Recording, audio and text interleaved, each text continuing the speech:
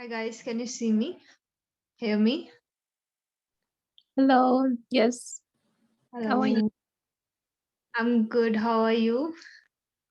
Good. Thank you. Good. Great. It's Kim, you have joined after a very long time. I can yeah. Great. Good. So let's begin our session for today. Keep your back and neck straight and very gently close your eyes. Just start observing your breath.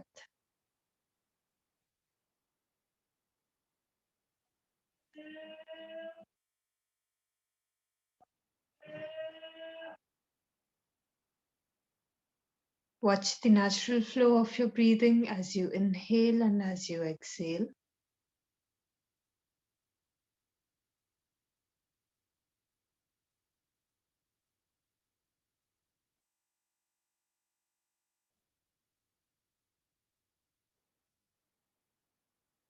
Gently shift your attention to your body.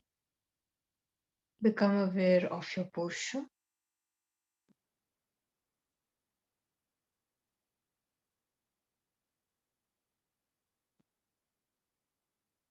Check your alignment.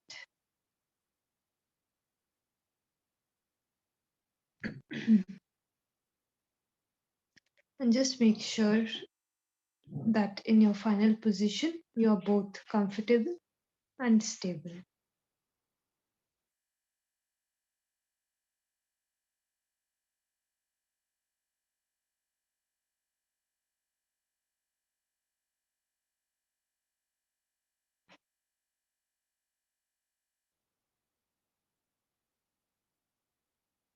Gently come back to your breathing. And now begin to deepen your breath.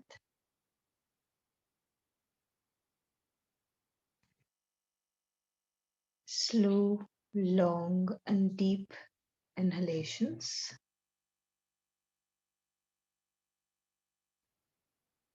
Slow, long, and deep exhalations.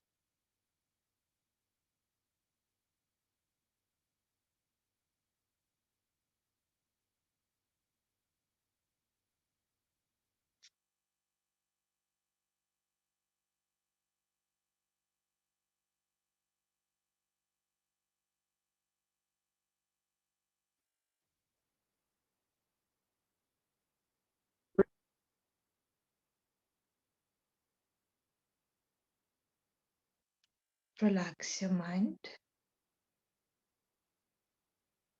and prepare yourself for chanting Om 3 times, followed by 3 Shantis. Take a deep breath in for Om.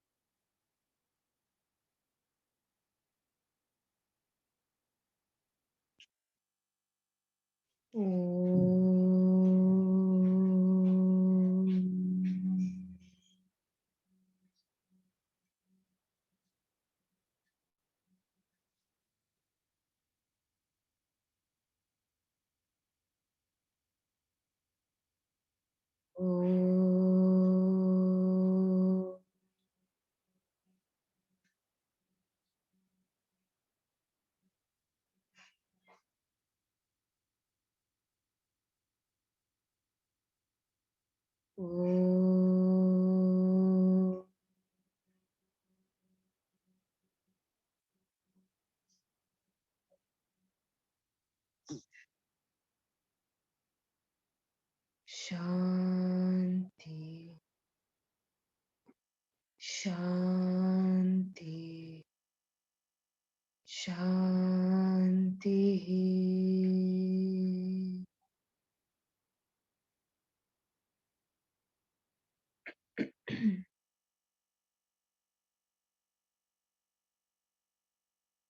Feel the vibrations.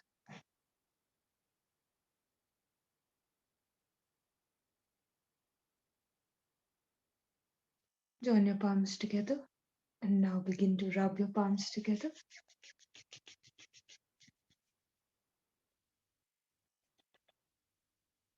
Keep your palms on your eyes. very slowly while blinking and looking at your palms. Begin to open up your eyes, coming back with a big smile on your face. Namaste. Om Shanti to everyone. Let us begin today's session. So, in the last class, we were talking about Gyan Yoga, and we had covered what basically Gyan Yoga is. And today we are going to see how we can practice Gyan Yoga, right? So, once a person practices both Karma Yoga and Bhakti Yoga in their day-to-day lives, they somewhere become ready for the first taking the first few steps in the practices of Gyan Yoga, right? And yesterday I wrote down the four pillars, right? There are four pillars which are called Sadhana Chatushte.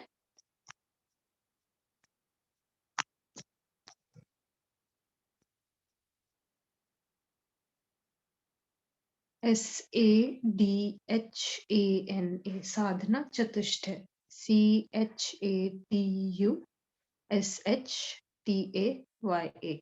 So once you have already worked on some level of cleansing, you become ready for the first few steps of Gyan Yoga. And these are actually the pillars of Gyan Yoga. So these will help you to enter the core practices. The core practices are required the student to already be up till a certain level, right? So the practice of both the other yogs plus the sadhana chatushte, they prepare you for the core practices. Okay, so this is like now directly leading you into the core practices. If you perfect these, then you are led directly to the main practices of Gyan Yoga. So there are four, like I said, four pillars. So first is Vivek or discrimination.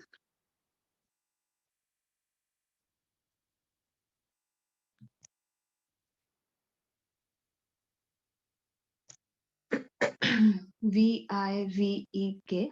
So yesterday as we have already discussed, discrimination is a very important part of Gyan Yoga, and it is the journey begins with this step, right? And as you go into the other steps, Vivek gets more and more developed as well, right? So it is something that you constantly work on, but it also forms the beginning point, because unless and until you don't develop your discrimination, right, you are still stuck in like thinking the unreal things as real, or the temporary things as permanent. There is no way in which you can begin your journey of Gyan Yoga. So the first step in itself is the development of the discrimination.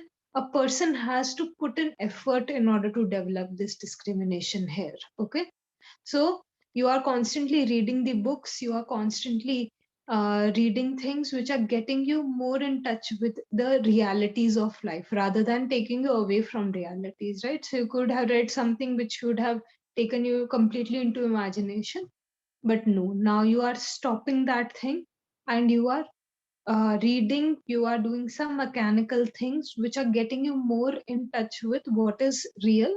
And when you get in touch with more in touch with what is real, you end up developing your discrimination, which automatically, so you will see in these four steps that all of them are like forming the foundation for the other one as well, right? So they are always practiced in a sequence only.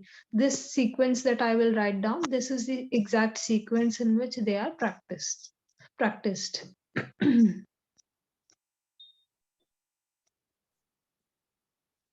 Second one is your detachment, which is also called vairagya. VARIGYA,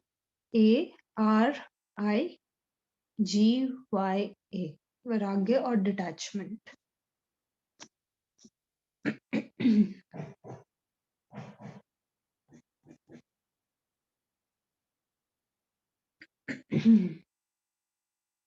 So now, as you begin to develop your discrimination, there is a sense of detachment that follows, right? It is nothing separate from you. I have already been saying this a lot of times in the philosophy classes that when you start your journey, and then when at the end of 26, 27 days, when your classes end, by default, there are some changes that will come in. If you are just regular in your classes, you don't have to do anything, right? By default of, uh, sorry. By default of going through all of the practices, what is actually happening is that there are some changes that are taking place, right? Somewhere you are developing some kind of discrimination, right? So you have seen the world in some from some other perspective all along, and you can say that now that you're studying you are seeing it from one more perspective, right? Or different perspective. So when you start doing this and through this perspective, because this perspective is very closely associated with the ultimate realities, right? So what happens when you start just attending the classes, no extra effort, just doing whatever is done in the classes, right? Just doing that practice, you will see that at the end of 26, 27 days, you have changed somewhere, right? So earlier, certain things used to bother you, and now they have started bothering you less. And it is an unexplained reason. You cannot put a finger on it why this thing has started happening, right? So this is what is happening by default of the discrimination that you are developing through your classes. You are reaching to a point where you are now becoming detached simultaneously, right? So both of them go hand in hand. Maybe earlier something used to bug you a lot, but now maybe after 5 minutes it starts bugging you to that level. So these kinds of changes you cannot put a finger upon, but you see those things happening. By default, your patience is developing. By default, there are some qualities that you are developing without realizing them, right? So this is leading to detachment, right? Detachment from the things that you don't need, the things that the mind constantly it keeps within itself to entertain you, right? So you start getting free from those things, right? So automatically detachment comes in on all levels, right now you have detached from all the other things you could have done in this time, and you are here attending the class. So this is what it is, detachment only. Somewhere you chose to channel your time wanting to understand this thing, right? So again and again, and on a lot of levels, the detachment begins to show up, right? Which then prepares you for developing certain virtues within yourself, right? So yes, there are some virtues we are all born with, yes, but we have to work on honing them and developing them. So, when seen from the point of view of Gyan Yoga, there are certain virtues that we work upon, consciously work upon, which prepare us for the core practices, right? So, these are total six virtues. Okay. So, I will just write down all of them so you can note them down, and then we will discuss them.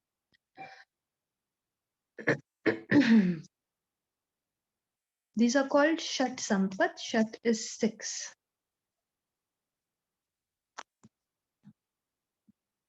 SH8 80, Shat Sampat, SAMPAT. So Sampat is the virtue, so six virtues.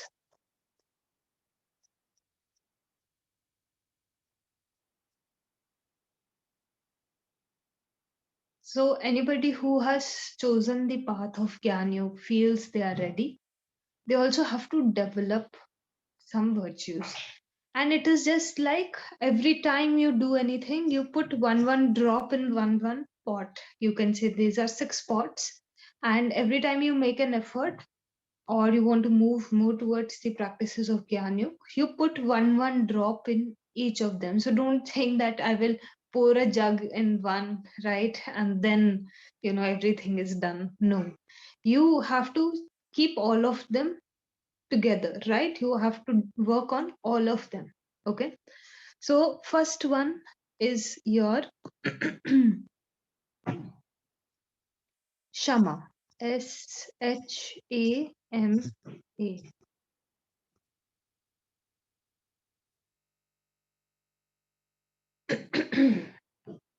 Okay. So this translates to control of mind.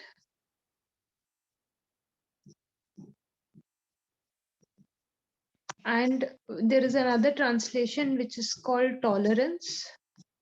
Oh, sorry, tranquility.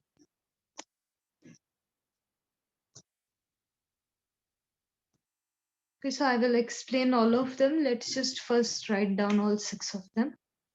Now, the second one is your Dhamma. DAMA.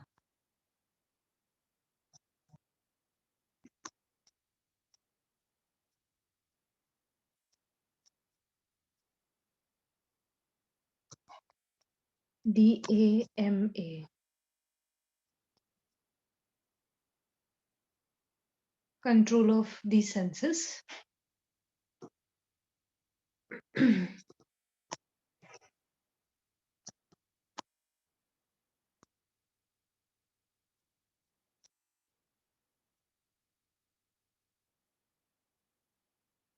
Then third one is Uparti. UPARTI. Uparti or withdrawal.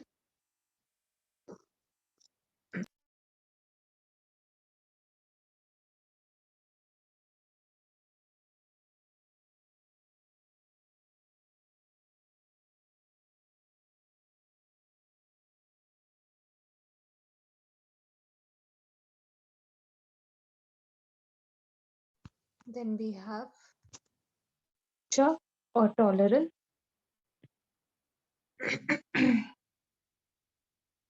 TITIKCHA. Tiksha or tolerance.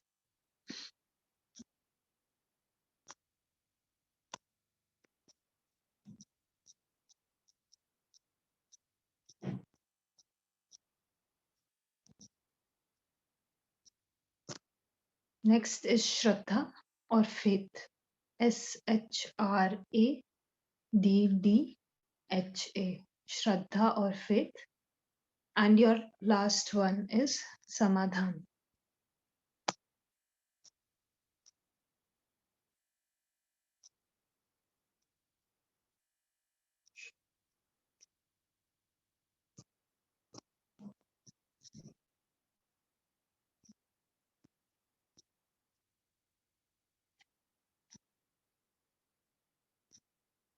SAMADHAN.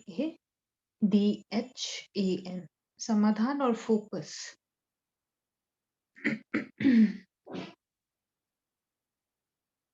Right?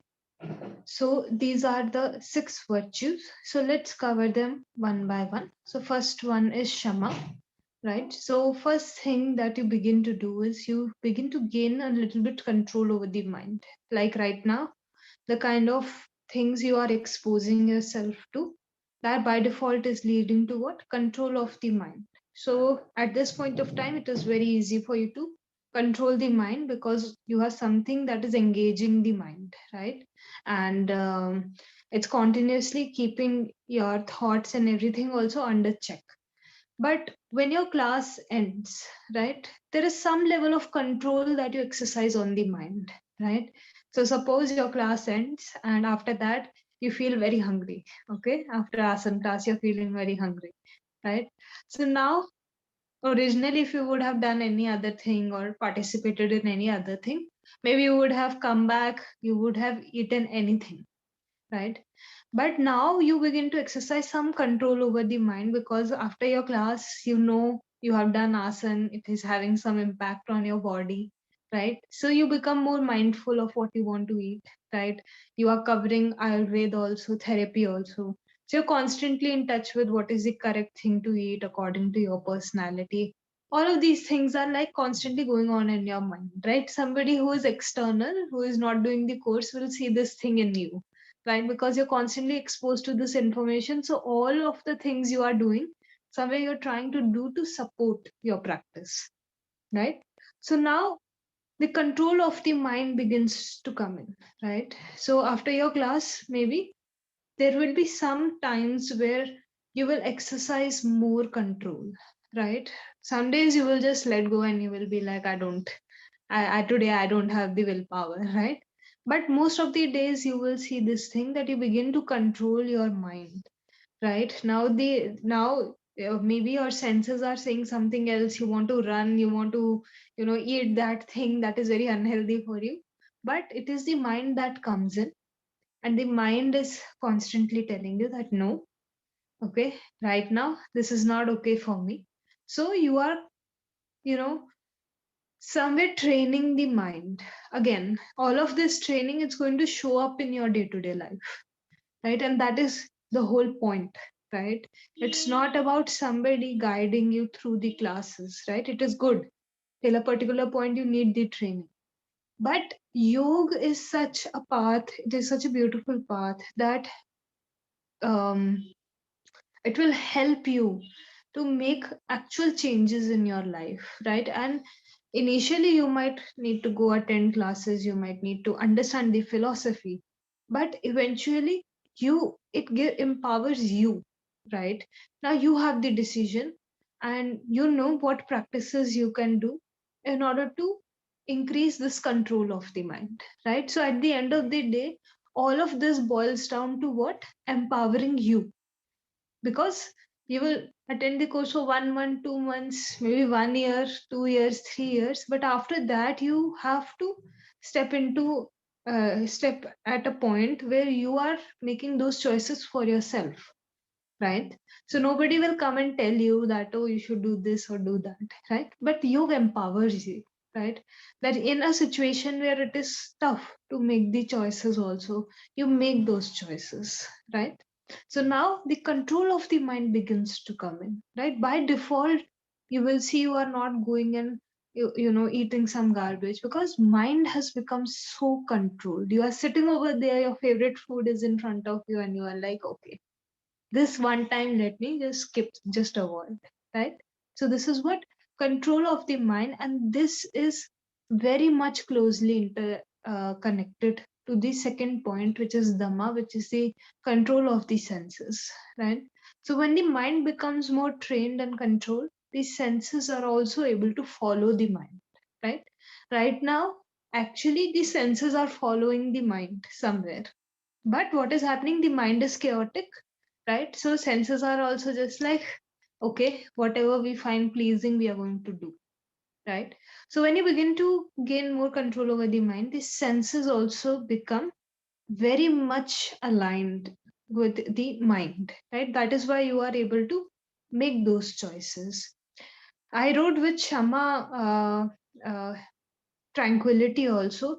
So in some places the explanation is such that when you become more peaceful, more tranquil, that is when you are able to control the senses better, right? So both the things are valid, right? If I am able to control the mind, again my senses will get controlled, right? And mind control also, how? You have to be very careful in this thing, right? If you keep forcing yourself, if you keep like, just pushing yourself too hard that, oh, I have to control this, right? Then you will at one point of time you will be very controlled, and then on the other at the other time you will be completely out of control, right? So when the term tranquility is used with the control of the mind, it is meaning that the mind is calm, the mind is not struggling, right? The mind is not struggling that, oh, I want to do this thing but no, right? It is calm, it is tranquil at that point of time. Because if you work in harmony with your mind, right, you will be able to go very like quite ahead in your journey. But if you constantly keep refuting it, right, if you continuously suppress your desires, right, a lot of people who come into yoga or do any spiritual practices, they suppress. And yoga is all about freedom. I told you this thing. So wherever you are suppressing means you are causing harm to yourself, right? Don't suppress, don't express, just observe, right? This is the correct thing to do, because Suppression will again come up very strongly when you are not in that position, right, where you have that control. And all the time like reacting also, it does not do any good. So yoga puts you in a place of observation, right?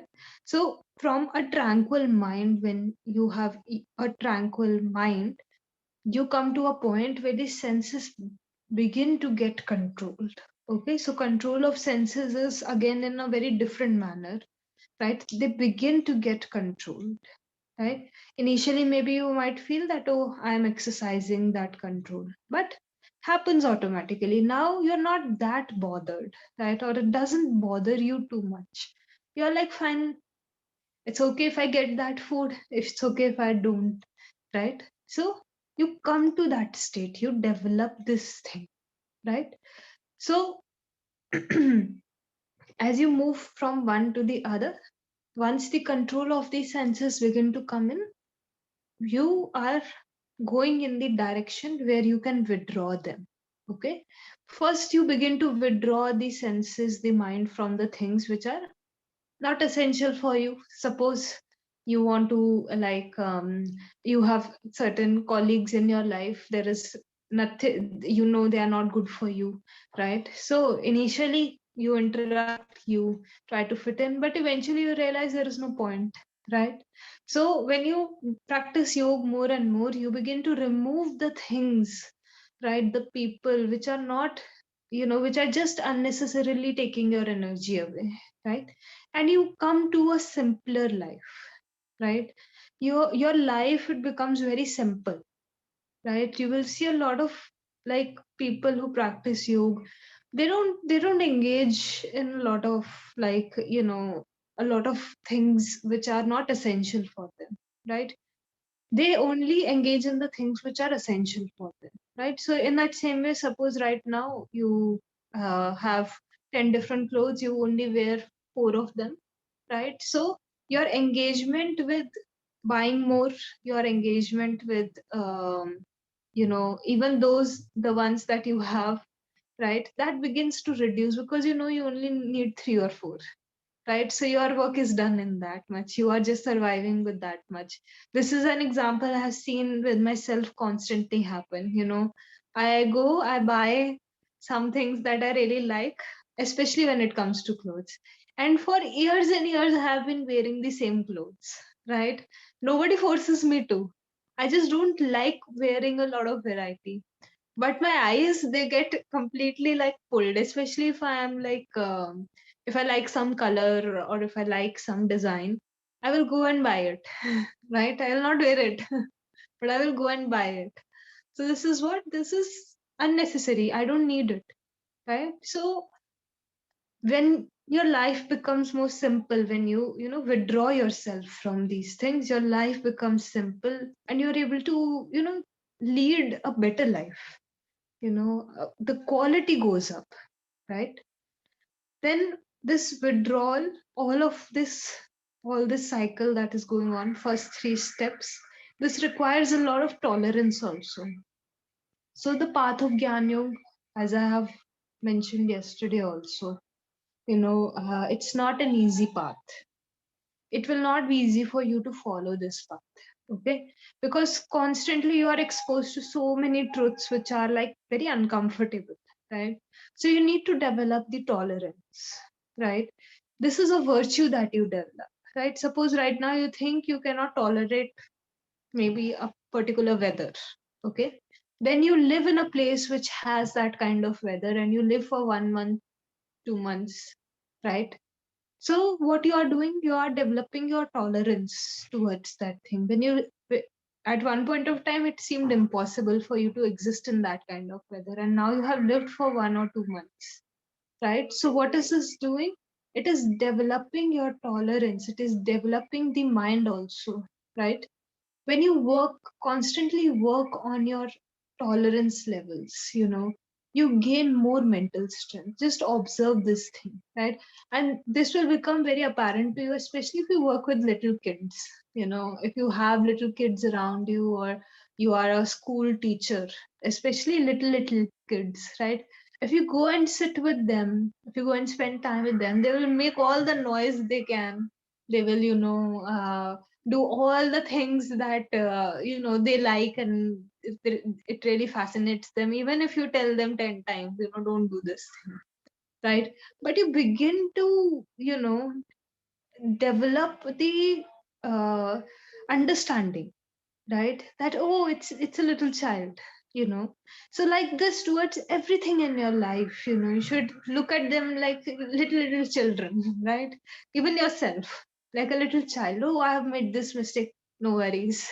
Like a little child, you would forgive the little child, forgive yourself, right? So develop tolerance towards yourself, towards the things that you have been given, right? Sometimes we are not happy with what we are given, right? And it is totally fine. I'm not saying you have to be happy all the time, right? But see, till what level you can work with them, and after a while, if it is not acceptable, then change it, right? But most of the things in your life, you will see, if you develop the tolerance, if you develop your mind, right, you will be able to function with those things. There will be no issue only altogether, right? So tolerance is a beautiful quality to have, right? Not because somebody is forcing you to live in a certain way or anything like that, because it develops you as a human being, right? So Gyan Yogi develops this thing because Gyan Yogi knows, right now I'm just working on the pillars. When the core practices come, then my level of tolerance, I have to make myself capable. It helps you to develop your own capability, right? Any questions, queries, doubts so far? No? All right.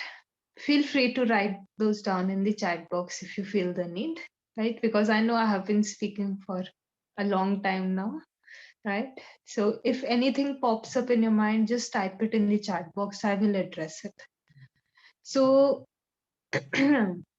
let's come to the fifth virtue. So see, Bhakti Yoga, Gyan Yoga, Karma Yoga, and Raj Yoga, all of these are seems to be separate, but they merge into one only, right? So this fifth virtue is a very good example of how Bhakti Yoga is coming into the path of Gyan Yoga, right? Now Gyan Yoga is just using the mind, right, to come out of the illusions of the mind, right? But there is a level of devotion, there is a level of faith that is required on in the path. If I don't believe Gyan Yoga will do me any good, will I get any good out of it? Right? If you see somebody in your life who is not practicing yoga, suppose you push them, you force them, right? So now you believe in yoga, you believe it will do you good, and it's a it's the answer for you, suppose, say, right? But somebody else doesn't believe that, right? No matter how much you push them, if their strong belief system remains that it's not going to help them, then you will see from the same practices they will be able to derive very less benefit, right? Because faith plays a major role in our lives. Our faith, I'm not saying faith in God, right? Our faith in anything, it makes that thing either excellent or it will make that thing completely rubbish, right? If you don't believe in that. So it's your faith. When you put in the faith into your practice, into the teachings, into the person who is guiding you, right? The guru. So in Gyan Yoga, guru is of utmost importance. If you believe in that, that thing will do wonders for you. Not because of that thing, hundreds of people walk on this path, right? But your faith, you know, is a game changer, right? So if you, and faith is not something like it's a very high level of state where, you just develop the faith and you don't lose it, right? Gyan Yoga is a path which will constantly, trigger you to lose your faith, right? Because you are exposed to so many things which are very high level, right? So you have to constantly work on it. Faith in your own self. Suppose you believe in the practice, you believe in the person who is guiding you. You don't believe in yourself. You don't believe you will be able to do an asana. You tell me, will you be able to do that asana? If you don't believe you will be able to do it, you will not, right? Or you will struggle a lot with it. You will be able to do it, but you will struggle so much with it. And trust me, I have been a very good example of this thing. So many asanas I believe I couldn't do, right? And I struggled so much with that thing. And finally, it just came down to not the flexibility of my body, but the kind of faith I was or thought I was carrying in my mind. If I stepped into the practice thinking I cannot do it, how will I be able to do it? And I'm not even giving that practice a chance, right? So I am seriously telling you, most students struggle with this thing, and I have been one of those students who has and still struggles with it, right? So it's completely essential to have faith in yourself, right? Everything will work wonders for you if you can, develop this faith.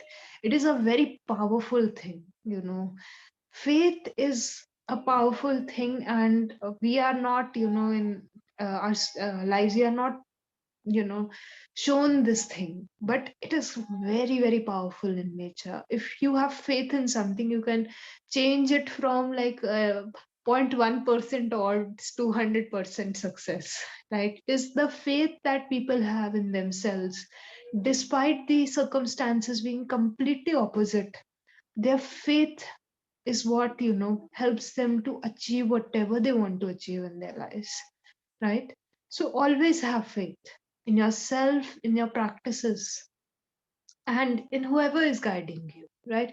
It doesn't hurt. If it doesn't work for you, Gyan Yogi never says that have blind faith. Okay? Gyan Yogi will experiment, validate. Okay? So I'm not saying have blind faith. Have faith, try. If it doesn't work for you, leave it. If it works for you, very good. Continue it. Right? Gyan Yogi, the work of Gyan Yogi is this only. Constantly seeing what is being said. Is it true or is it not true? Okay, so don't lose this. Don't think that faith is like, um, just blindly following anything. Validate it at each and every step that you take. Right? And then we come down to the last virtue, which is one pointedness. Okay, so all of when you develop these virtues, there's so much cleansing that takes place, right?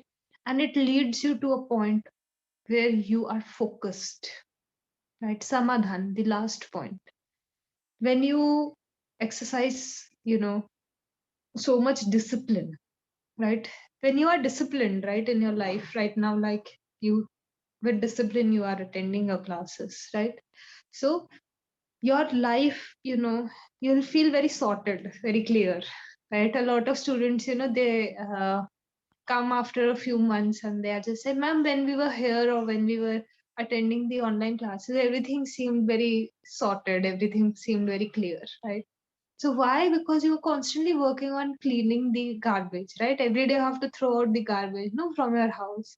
So when your classes stop, you stop doing that. So how will you reach a point where you feel focused, right?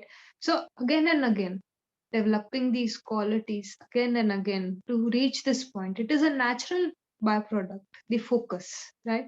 And once you attain it, of course, you have to constantly work on maintaining that thing, right? Going through all the processes and maintaining the focus, right? So this is how you work on all six qualities. Somewhere or the other, you try to bring them in whatever you do. Suppose after this class, you have your schedule, you do something, right? So see how many qualities you are able to tick next time.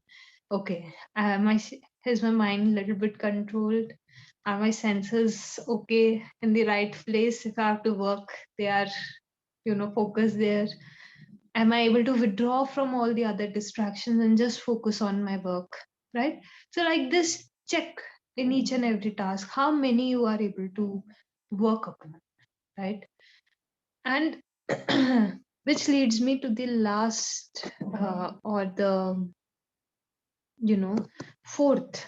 So we have done three so far. One is your vivek, one is viragya, one is shat sampat, six virtues, and the fourth one, the last one, is mumukchatva,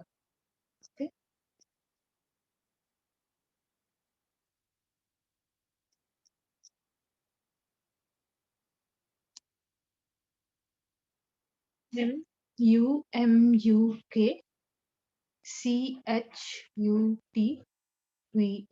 Mumukshutva. This directly translates to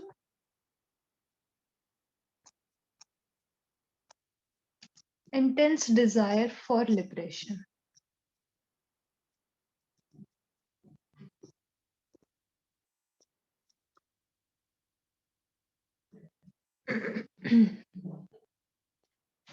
Now you will think we are doing everything to be free from desires, and I have written that there is an intense desire to be free or to be liberated, right? So what is going on, right?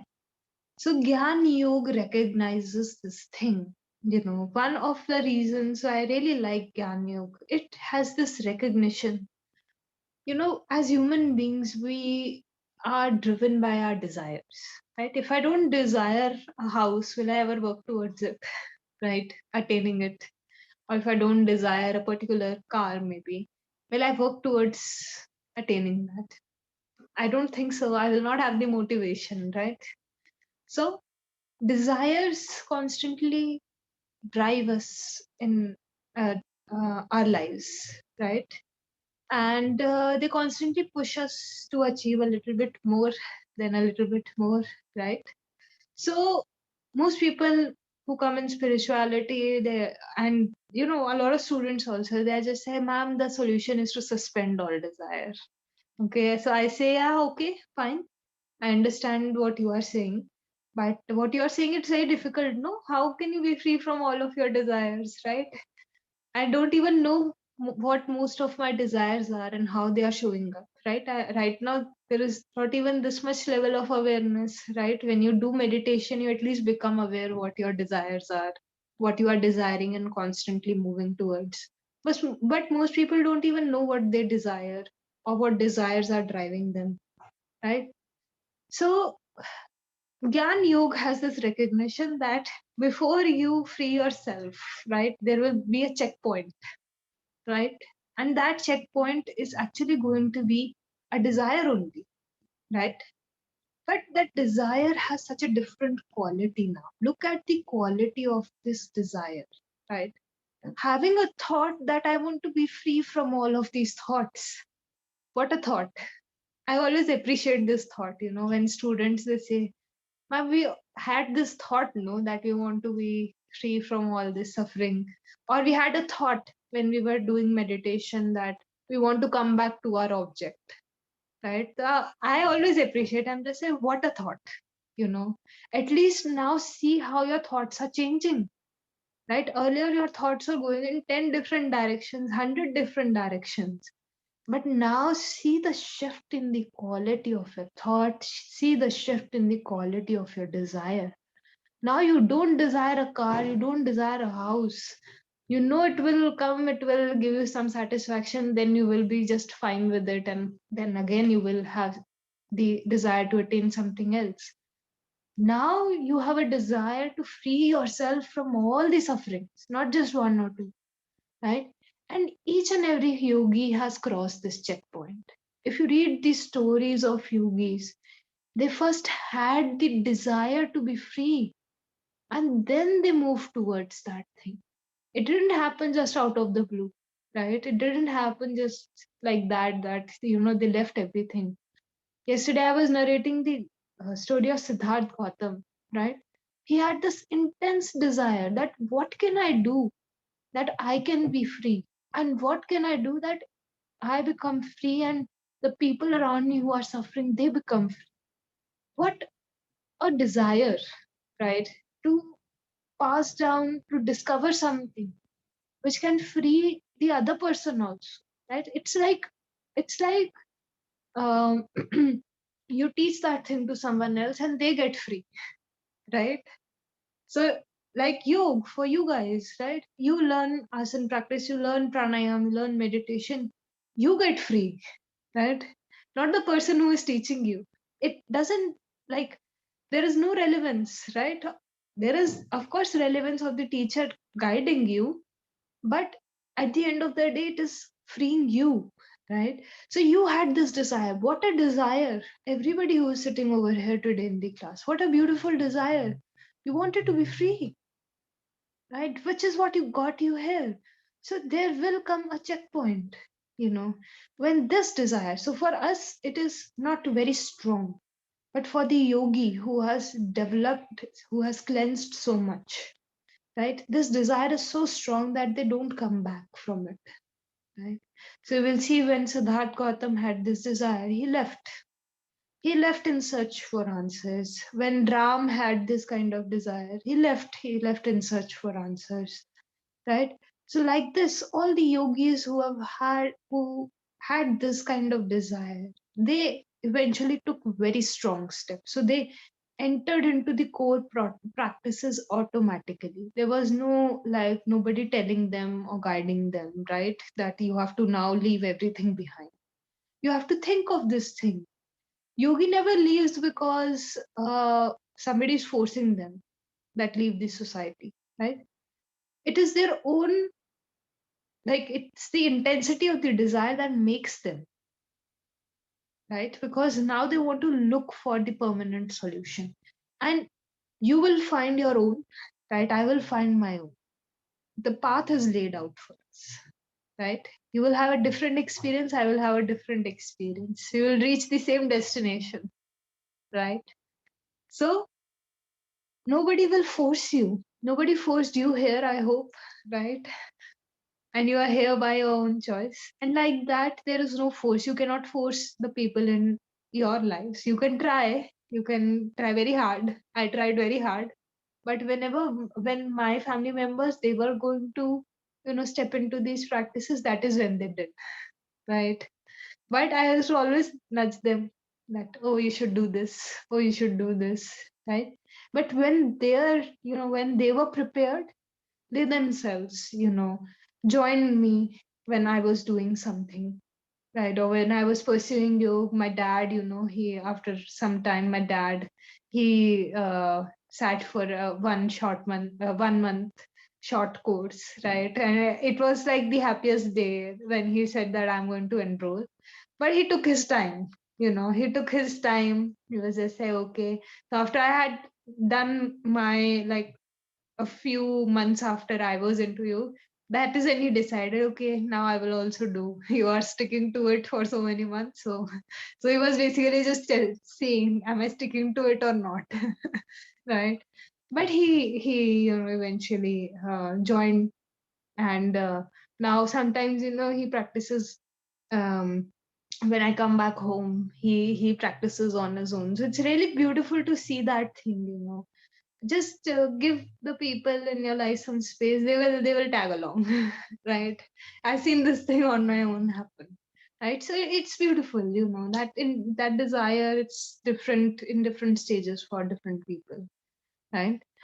So these four pillars, see, now next time you're doing something, see how much you are developing these pillars, right? So, intense desire for liberation, this will also come in between. So, some point of time, maybe you will have that desire, oh, I have to, now I want to leave everything, right? And then it will go away, right? So, slowly, again, it's a drop in that pot, right? So, the desire came in and then it also went away. But eventually, you will be led to a point where it will not go away. You will go away, right? And you will go into these core practices. Means you are ready, you are prepared. So I'll just write down the core practices and I will complete this tomorrow because we are almost out of time. So let me write down the core practices.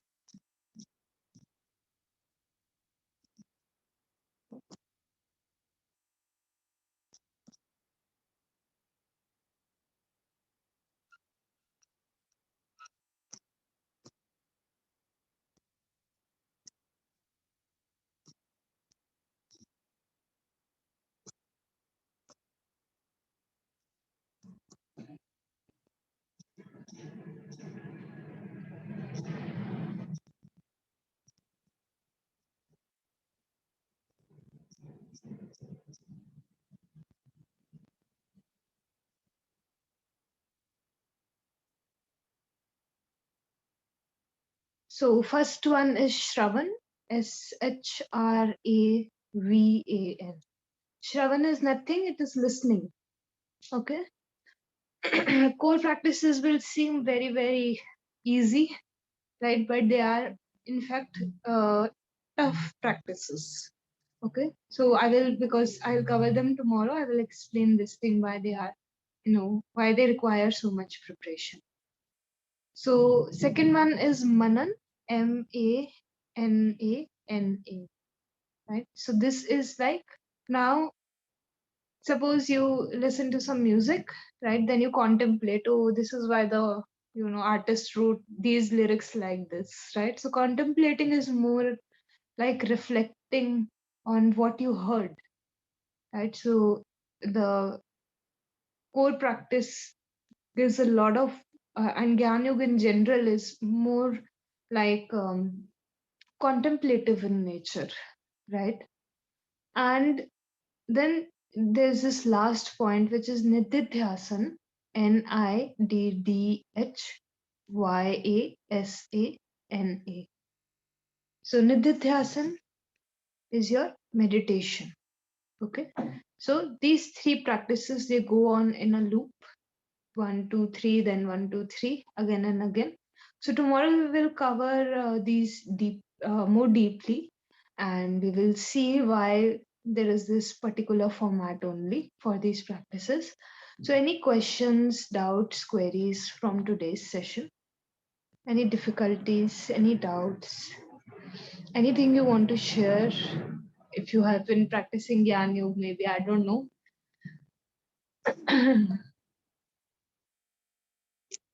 Okay. All right. Okay, great. So let's close our session. So sit comfortably, keeping the back and neck straight. Gently close your eyes. Take a deep breath in for Om.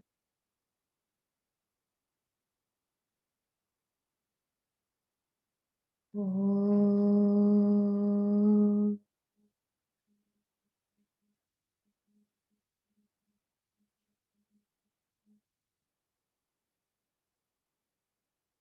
Shanti.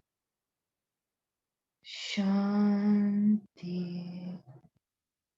Shanti.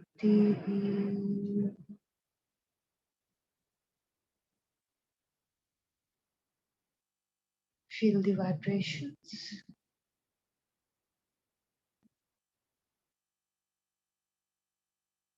Join the palms together and gently bow down.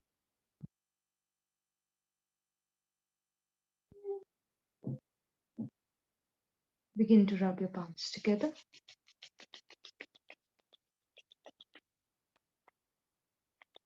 Keep them on the eyes. Very slowly, while blinking and looking at your palms, begin to open up your eyes. Come back with a beautiful smile on your face. Om Shanti. Namaste to everyone. I will see you all for your pranayam class in the afternoon. Any questions?